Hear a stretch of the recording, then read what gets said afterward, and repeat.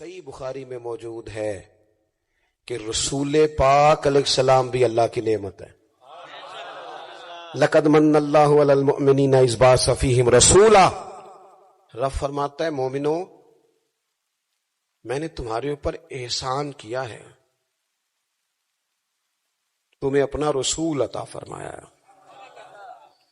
میں نہیں کرتا کوئی تفسیر اس آیت کی، میں کسی مفسر کا قول آپ کے سامنے نہیں رکھتا.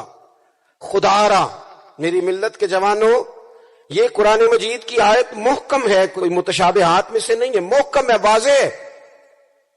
پورے میلاد شریف میں پورے حضور علیہ السلام کی محبت کے عنوان میں، نبی پاک کی سیرت کے عنوان میں، غلامی کے عنوان میں، تذکروں کے عنوان میں، حضور کی نعتوں کے عنوان میں، حضور کی سنت شریعت پر عمل کرنے کے عنوان میں ایک بات، صرف ایک، کہ کائنات کا پیدا کرنے والا رب کہتا ہے یہ رسول تم پر میرا احسان ہے. اللہ کہتا ہے یہ میرا احسان ہے، یہ میرا احسان ہے.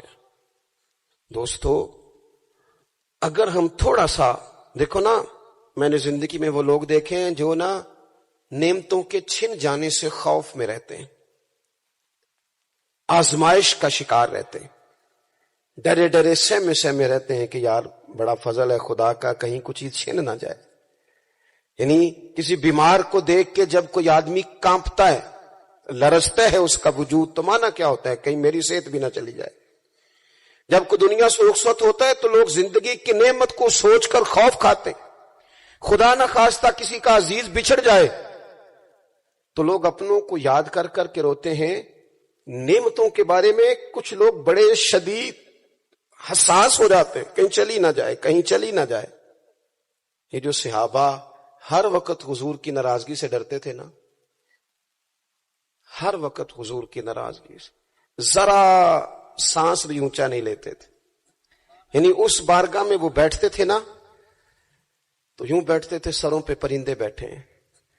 وہ گھنٹوں بیٹھے رہتے تھے دروازے پر کریم کے دروازے پر دستک نہیں دیتے تھے. وہ اس نعمت کے معاملے میں حساس تھے. ان کو پتا تھا کہ وہ دو عالم کی رحمت تھے، وہ جہاں چاہتے وہیں رہتے. یہ تو ان کی مہربانی ہے کہ یہ عالم پسند آیا.